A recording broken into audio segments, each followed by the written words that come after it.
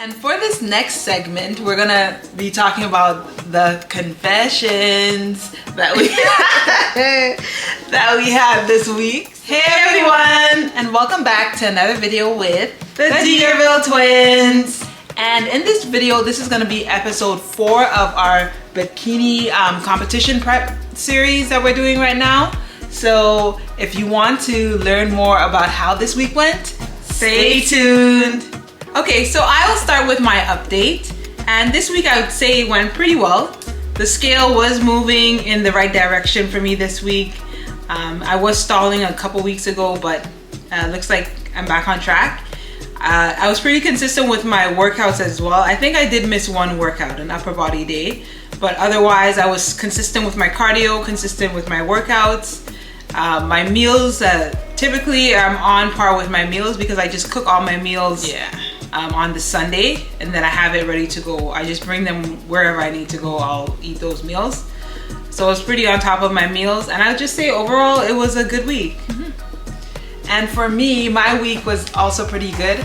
I did get a great tip from my coach. So I typically give in all my weights for each day, and he looks at all the information also with the measurements and determines like what's the plan gonna be moving forward. So this week he mentioned to me that he thinks that where I'm at now, I'm at my maintenance calories. That's why I was not seeing as many changes on the scale. So since I'm not really into prep yet, because I'm gonna start my prep when I'm about 20 to 22 weeks out from my first show, I'm now increasing my macros just to make sure that in this period I'm trying to like bulk up a little bit more before I start the cut. So that was really reassuring news, knowing that the work that I've been putting in the gym, even though the scale wasn't matching, which was just annoying the heck out of me, even though the scale wasn't matching, I was still seeing progress in that, like I was building the muscle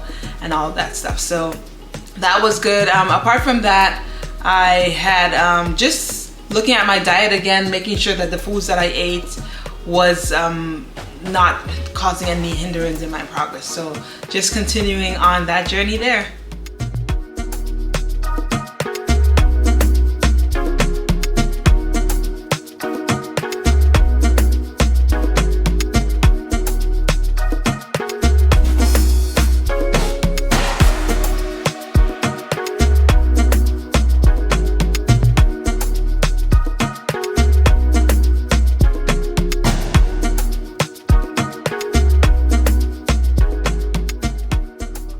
And for this next segment, we're gonna be talking about the confessions that we that we had this week. So just little stuff that may have brought us away from our journey a little bit, but we got right back. So for me, again, I love going to the movies. That's something that I typically enjoy on the weekends.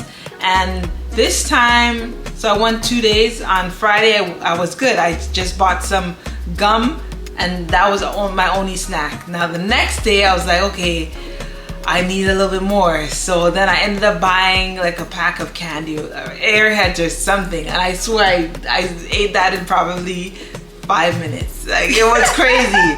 And so the thing that I know now is when I have those type of sugar cravings, I typically want to get a small pack of candy. So I'll get something that's like 200 calories total for the bag. I don't want to have anything that's too big and then I bring it home, entire bag done. So that's the one thing I know about myself moving forward. I'm only gonna stick to stuff that's like 200 to 300 calories and that's it. I do my little binge and get off because it'll be a train wreck if I do a big bag of Twizzlers or a big bag of Starburst. Done. It's a mess. Oh my goodness. For me, something similar. This weekend I was in my apartment for most of the weekend, except on Saturday I went out a bit, but otherwise I was in my apartment for most of the weekend. And so like you guys know from our previous videos, we have a lockbox. So when the lockbox closes, you can't go in until the time has elapsed. So I bought some, and this was something that I was gonna put in my meals for the week. I have some Jolly Rancher kind of candies. Fruit roll-ups. Yeah, fruit roll-ups, yeah. that I typically, and I haven't cut candy out of my diet right now because there's no real need because it fits my macros. I just have a small amount of candy. But I had bought a bulk amount and my lockbox was not open. It was set to open the next day, but the Amazon package had arrived. Not good. Not good at all. So I ended up eating way over, like maybe 500, 600 calories over. Which like after, and that's always the thing, after I eat it, I'm like, I feel so like, not that I feel down, but I'm like, man, why did I even eat it? Like I didn't really need to eat it. But then I get over it. And I don't really like make myself feel bad. I think that's just something for me because I'm like, okay, I ate the candy and now just get back on track, go to the gym the next, like it's just, I just move on with life.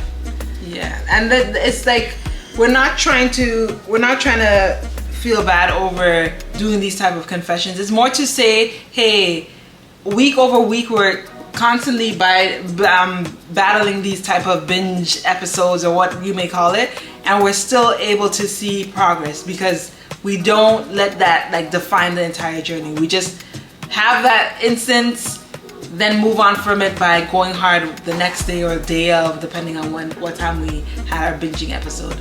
But that's what we're trying to portray in this segment. And it's for transparency as well, because I feel like a lot of people on social media don't talk about some of the struggles. Yes. And it's very hard to relate. Like you see them, the highlight reel of their life, see all the highs, and you can do this healthy meal every day. Like that's, to me, I don't know, I'm not gonna say it's not possible, but for me, it's very unattainable. Like I think the balance is probably what makes the most sense for me and my lifestyle. Of course, right now I'm in a prep, so I'm erring on the side of more healthier options and less of the processed foods. But when I'm not in prep, there's definitely some good food in the mix. So it's just to give you some insight into us and what it takes for us to continue on this prep, right?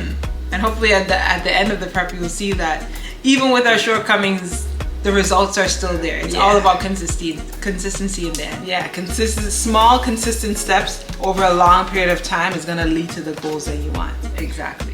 And for this next segment, it is the exercise of the week. And for this week, it's going to be bicep curls.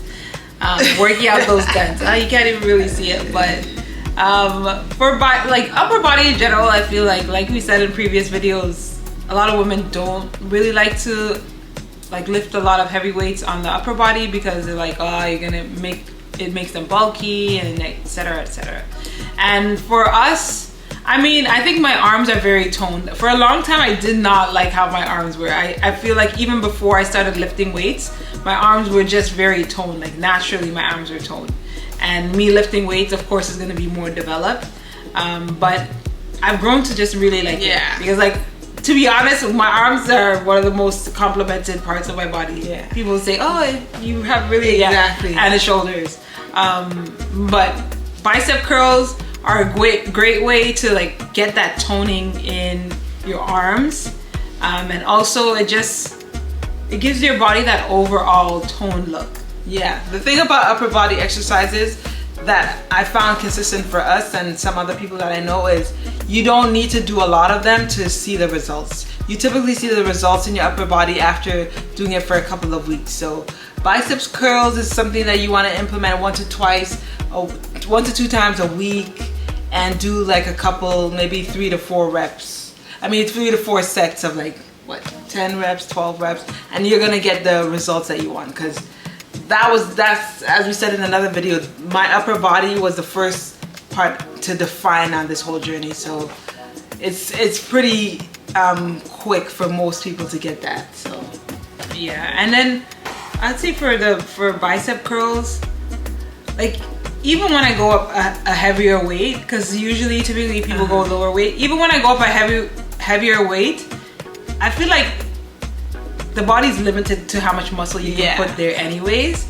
So all this to say, there's no need to be afraid of doing bicep curls because you're gonna get gigantic biceps. Because if it was that easy, we would all be Popeye. Exactly. We would all be Popeye with some massive biceps. But it's really not. Like, this idea that the heavier the weight, you're gonna be this. You have to eat so much. You have to eat so much, but also muscle doesn't grow that quickly. Like, it will take you years for you to see that development. Especially muscles. The bicep is not a huge muscle. Exactly. So for that one, the key thing is just the form. The rocking back and forth, that's the thing that you want to avoid.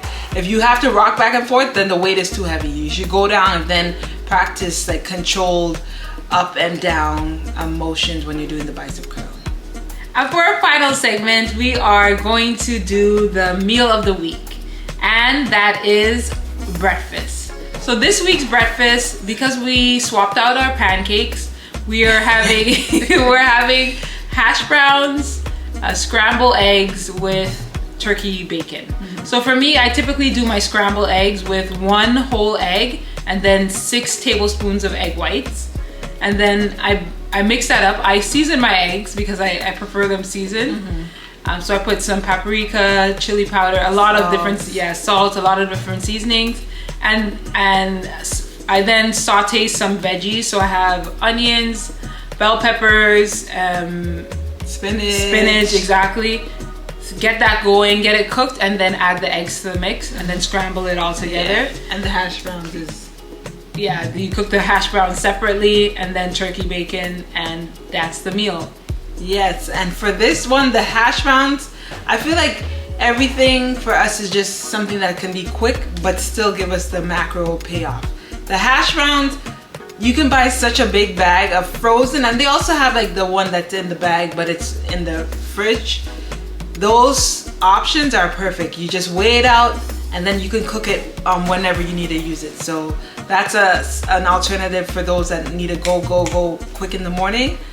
And it tastes pretty good. You can season it and make it how you like it. Exactly. We typically do our breakfast the night before because in general, in the morning, I want as minimal time to get ready and out the door. So I prefer to have the meals already ready. So the night before, make the meal, put it in a glass container, and then in the morning it's ready to go. And reheat it at work. It's pretty quick. I know. And I usually don't like rewarming eggs. It's so weird. Cringe. It is cringe. It's so weird, but I mean, now that I do it in the night, I actually like it. I could only do 1 day of that though. I can't meal prep eggs because I feel like by the second day it's gonna be a watery mess. Yeah. So yes, that's the tip for this week. And we've come to the end. Yes, of this video. So thank you so much for staying till the end of the video. If you do like this video, please don't forget to give it a thumbs up and leave your comments and questions below, and we'll make sure to get back to you. Also, if you haven't done so yet, please subscribe to our channel and hit that notification bell so you can be updated when we next post. Okay, but that's it for now. We'll see you in the next one. Bye.